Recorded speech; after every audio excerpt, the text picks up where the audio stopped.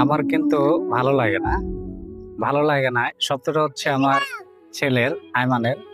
হচ্ছে মানে এই বর্ষার সময় আসলে পড়তে কার না ভালো লাগে।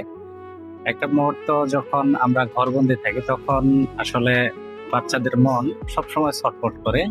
আর একটু বিরতিহীন ভাবে যদি তাদেরকে নিয়ে একটু ঘোরাফেরা করা যায় তাহলে হয়তো বা তাদের মনটা অনেক ভালো হয়ে যায়।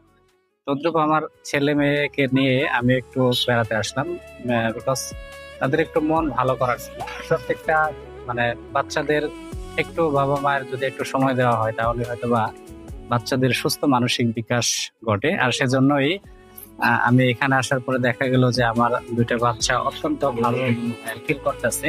আর এটা একমাত্র তাদের সুস্থ মানসিক বিকাশের জন্য প্রত্যেকটা ছেলে মেয়েকে আসলে, বিশেষ করে বাচ্চাদের একটু যদি ভালোবাসা দেওয়া যায় তাহলে হয়তো বা তাদের সাথে যে মা বাবার বন্ডিংটা তৈরি হয় এটা অত্যন্ত ভালো হয়।